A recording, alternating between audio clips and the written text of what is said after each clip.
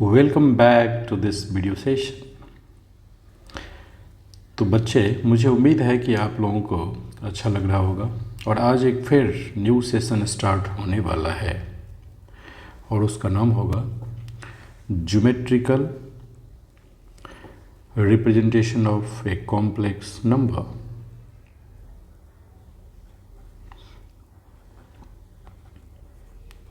Geometrical representation of a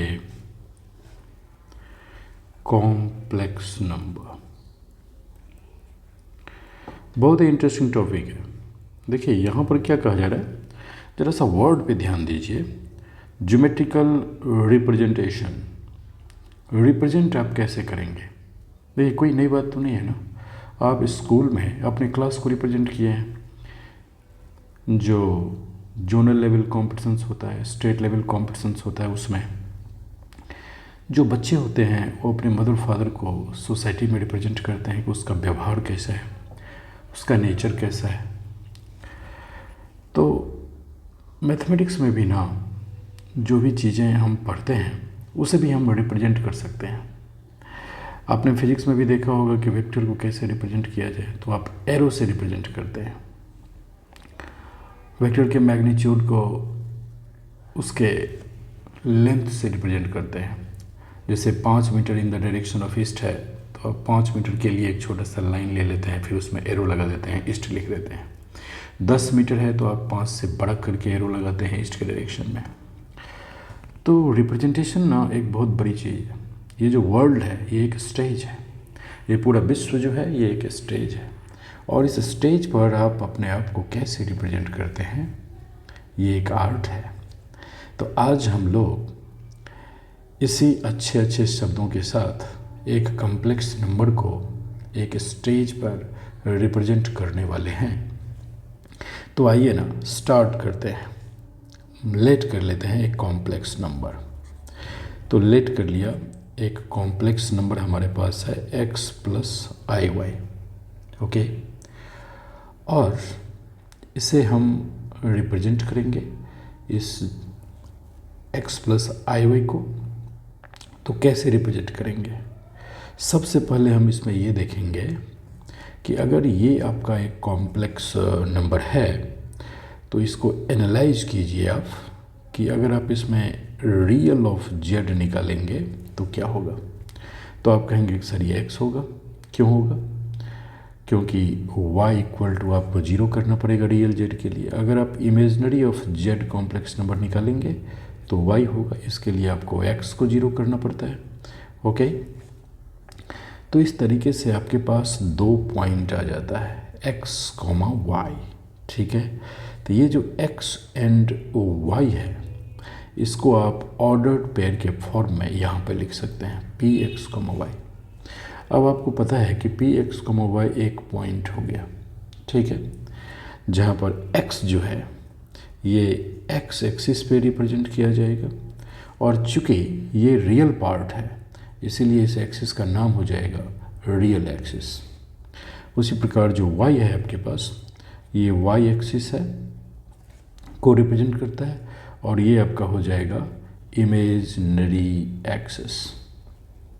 okay, तो imaginary axis जो है ये आपका हो गया। अब मैं आपसे ये कहता हूँ इमेजनरी एक्सिस कि बनाइए एक इमेजनरी एक्सिस और रियल एक्सिस। तो देखिए यहाँ पर हम बना देते हैं। सबसे पहले एक यहाँ पे y एक्सिस ले लेते हैं। ओके, और एक ले लेते हैं इसका x एक्सिस। राइट, तो इस एक्सिस पे ये आपका एरो हो गया, ये इसका ओरिजिन है। आप इसे कह सकते हैं कि ये आपका रियल है, ये आपका रियल एक्सिस है, और ये जो y है ये आपका इमेजनरी एक्सिस है, इमेजिनरी एक्सिस। ओके, तो जो आपने x यहाँ पर लिया है ये कोऑर्डिनेट आप यहाँ तक का शो कर सकते हैं कि ये आपका x है, और एक वर्टिकल ये हो गया जो आपका y है। तो ऑब्वियसली यहाँ से जो ये पॉइंट होगा, ये पॉइंट आपका कहलाएगा पी एक्स कोमा वाई। ठीक है, तो अगर आप इसे इमेजनरी एक्सिस लिए हैं तो इसे आप आई वाई से लिखते हैं। तो इसका मतलब कि जिसको आप जेड मानते थे x plus i Y, okay, अब आप उसे एक नए तरीके से पी एक्स कोमा वाई और इक्विवेलेंट का साइन देके एक्स प्लस आई वाई आप कर सकते हैं। ठीक है, तो आपने एक कॉम्प्लेक्स नंबर को एक पॉइंट से एक एक्स और वाई एक्सिस वाले रियल और इमेजनरी एक्सिस में सेट कर दिए हैं। ओके, तो ऑब्वियसली ये जो complex number z equal to x plus i y है, अब ये लाइज कर रहा है इन फर्स्ट क्वाड्रेंट। ये आपका फर्स्ट क्वाड्रेंट में लाई कर रहा है। ओके, थोड़ा सा जूम कर लेते हैं, राइट। तो x और फर्स्ट क्वाड्रेंट में ये लाई करता है। ओके, तो अगर आप इस एक्सिस को x डैश मान लें और y डैश मान लें, तो जो कॉम्प्लेक्स नंबर है आपका P x comma y is equal to x plus i y, ये आपका एक्स ओ वाई प्लेन में लाई कर रहा है। ये आपका एक प्लेन है X O Y. Okay, so this plane is called, okay, this plane is called argent plane। इसको एक argent plane बोलते हैं। ओके, और इसका दूसरा भी एक नाम है the Gaussian plane, Gaussian plane. Okay, तो ये आपको समझ में आ गया होगा कि कॉम्प्लेक्स नंबर को रिप्रेजेंट कैसे किया जाए। इसमें जो दूसरा पॉइंट आज हम फिर पढ़ेंगे फर्स्ट, वो हो जाएगा modulus. Modulus of A complex number, right, modulus of A complex number. तो चलिए modulus of A complex number को कैसे शो करेंगे। तो सबसे पहले तो symbol of modulus, symbol of modulus, ये हो गया आपका दो वर्टिकल लाइन। तो किसी भी कॉम्प्लेक्स नंबर को आप इस वर्टिकल लाइन में अगर रख देते हैं तो ये आपका मॉडुलस हो जाता है। मॉडुलस का सिंबल है, यहाँ आपको कॉम्प्लेक्स नंबर को प्लेस करना रहता है। ओके, तो हम फिर से एक डायग्राम बनाएंगे यहाँ पर modulus of A complex number के लिए। मान लीजिए कि ये आपका वाई एक्सिस है और ये है आपका एक्स एक्सिस। तो ये आपका हो गया रियल एक्सिस और ये हो गया आपका इमेजिनरी एक्सिस। तो ये जो पॉइंट है ये आपका कॉम्प्लेक्स नंबर है। ओके, तो ये जो कॉम्प्लेक्स नंबर है z equal to x plus i y, इसमें आप यहाँ से यहाँ तक जो लिए हैं वो x और ये जो आपने लिया है ये है y। तो आपको ये पॉइंट एक P मानना पड़ेगा और यहाँ पे एक O ले लीजिए और OP जो है ये आपका हो गया लेंथ। ओके, तो अब हम यहाँ पर ये बात लिखेंगे कि the length of the line segment, the length of the line segment जो कि OP है यहाँ पर, is called the modulus of complex number, modulus of complex number z। Okay, and so it is denoted as, इसको हम लोग denote करते हैं इस तरीके से जेड से। तो मॉडुलस ऑफ कॉम्प्लेक्स नंबर का डिनोशन आपने देख लिया। ओके, अब मान लीजिए कि आपके पास यहाँ से P से एक PM है और यहाँ पर एक PN पॉइंट। तो now you have a triangle. Okay, so write down that triangle.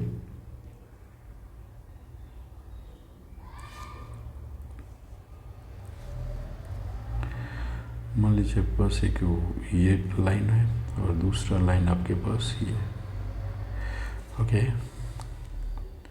और third line this is yours like this. Okay, तो यहाँ पर आपके पास है P, ये हो गया M और ये हो गया N। सॉरी, इसको आप N मत लीजिए, this is your O। Okay, so OPM आपके पास एक ट्रायंगल आ गया। तो आप यहाँ पे लिख सकते हैं कि ये जो एंगल है ये आपका 90 डिग्री हो गया। तो this is your Pythagoras theorem. Okay, तो यहाँ पे पाइथागोरस थ्योरम आपको अप्लाई करना है इन ट्रायंगल POM, जहाँ पर एंगल PMO इक्वल टू है 90 डिग्री। ओके, तो पाइथागोरस थ्योरम में आप क्या लिखते हैं? आप लिखते हैं base square plus perpendicular square is equal to hypotenuse का स्क्वायर। ओके, तो अगर आप ये वाला एंगल लेते हैं तो ये आपका क्या है? बेस, और ये हो गया आपका परपेंडिकुलर और ये है आपका हाइपोटेन्यूस, राइट। तो आप यहाँ पे लिखेंगे कि sir OM square plus PM square and that is equal to OP square। Okay, so OM जो है इसमें अपर वाले फिगर में वो x था और जो ये वर्टिकली है ये आपका y है। तो ये हो जाएगा x square plus y square is equal to OP square. Okay, and therefore OP की जो वैल्यू आप निकालेंगे तो ये हो जाएगा root over x square plus y square. तो OP क्या है? लाइन सेगमेंट है, इसी OP को लेंथ कहा जाता है। So this is modulus of Z is equal to हो गया आपके पास OP, और इसका जो रिजल्ट है ये सिंपल हो गया x square plus y square. अब मैं आपको यहाँ पे एक लॉजिकली सेट कर देते हैं इसको। ओके, कि यदि आप modulus of Z complex number का निकालना चाहते हैं तो ये एक लेंथ OP के बराबर होता है, और यहाँ पर x को थोड़ा सा फिर से इंट्रोड्यूस कर दीजिए। ये आपका रियल ऑफ Z का whole square plus imaginary of Z का स्क्वायर है। आई बात समझ में? तो रियल ऑफ Z का whole square plus imaginary of Z का होल स्क्वायर, ये हो गया आपके पास मॉडुलस ऑफ कॉम्प्लेक्स नंबर। कि किसी भी चीज़ मॉडुलस ऑफ कॉम्प्लेक्स नंबर अगर आपको निकालना है तो ये फॉर्मूला आपको अप्लाई करना है। तो क्यों नहीं अप्लाई करके देख लिया जाए modulus of complex number. Example number 1। Okay, मान लीजिए कि आपके पास एक क्वेश्चन है कि complex number Z is equal to 3 - 4i। Okay, तो तुरंत आपके दिमाग में आएगा अच्छा इसको मैं x प्लस IY मान लेते हैं। ओके, कंपेयर कर लेते हैं इस दोनों को। तो अगर आप इसे कंपेयर करते हैं तो real part is equal to real part, x equal to क्या होगा? 3 हो जाएगा, एंड y इक्वल टू हो जाएगा 4। Okay, so modulus of Z अगर आपको निकालना है तो रूट ओवर हो जाएगा रियल पार्ट यानी x स्क्वायर, इमेजनरी पार्ट यानी y स्क्वायर। यहाँ -4 आ जाएगा कंपेरिजन में। Okay, so this is equal to 3 square plus -4 का होल स्क्वायर, और ये आपके पास आ जाएगा 9 + 16। Okay, so this is equal to 25 and this is equal to +-5, and therefore the modulus of Z is equal to OP and that is equal to +-5। अब यहाँ पर आपको एक चीज़ सोचना है। ओके, ये सोचना है कि भाई मॉडुलस ऑफ Z जो है ये सर ने कहा कि ये OP है, और फिर सर ने डिफिनीशन में कहा कि ये लेंथ है, length of A line segment. ठीक है, ये सर ने डिफिनीशन में कहा है ओके कि ये लेंथ है। तो भाई लेंथ जो है वो कभी निगेटिव होगा क्या? नहीं होगा ना। किसी भी चीज़ का लेंथ निगेटिव होता है क्या? नहीं होता है। सो यहाँ पर लेंथ जो है, length is never negative. Okay, तो लेंथ इज नेवर नेगेटिव। बढ़िया से लिखिए, कोई टेंशन नहीं है। लेंथ इज नेवर नेगेटिव, कभी नहीं होगा। एंड इसलिए ड्रॉप कर दीजिए। किसको ड्रॉप कीजिए? -5 यूनिट जो आपको आया है, इसको आप यहाँ ड्रॉप कीजिए। एंड देयरफॉर जो modulus of complex number z होगा वो आपको सिंपली यहाँ पर कितना आ गया? 5। जो भी यूनिट आएगा आंसर आप कर सकते हैं, क्योंकि ये लेंथ है तो इसका एक यूनिट होगा।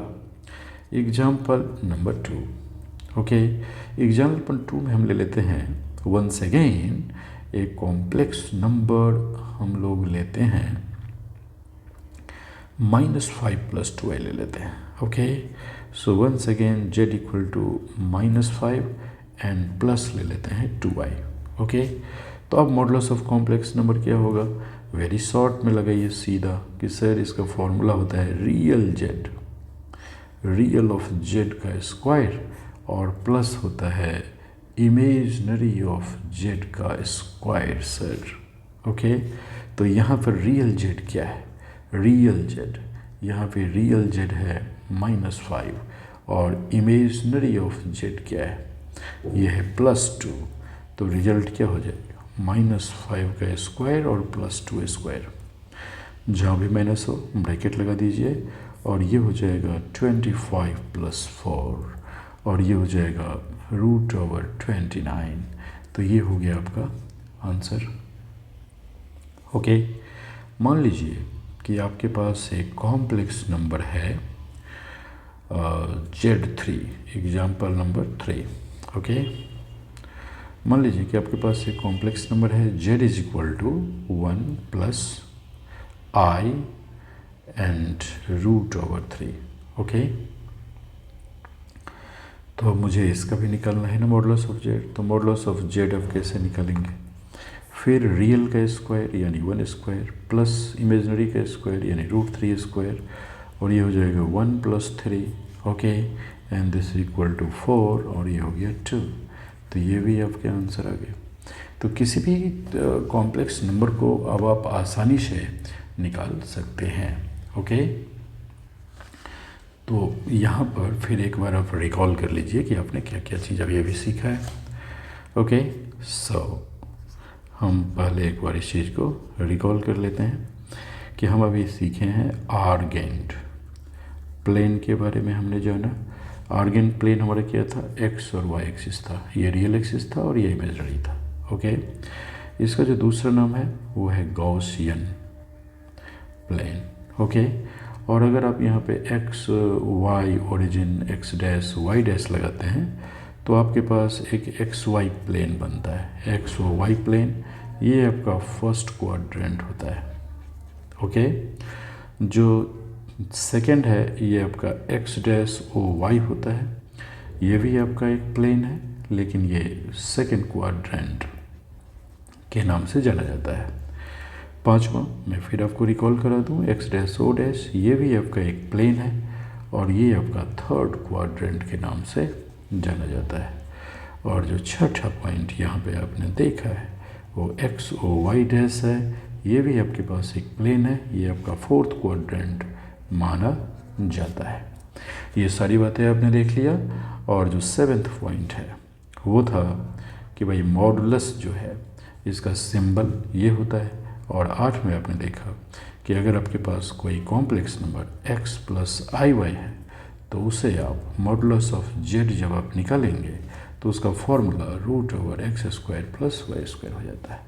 So that's very simple. Okay, अब आप रेडी है ना? इसी में हम कंटिन्यू करेंगे argument of A complex number. Okay, तो नेक्स्ट जो हमारा वीडियो पार्ट है, तो नेक्स्ट पार्ट जो हम आज फिर रिकॉर्ड करने वाले हैं वो मेरा होगा argument of A complex number. Okay, तो ये जो आपका वीडियो पार्ट होगा वो होगा पार्ट 6। ओके, तो पार्ट 6 हो गया। ये आपका वीडियो, ये जो है पार्ट 5 है।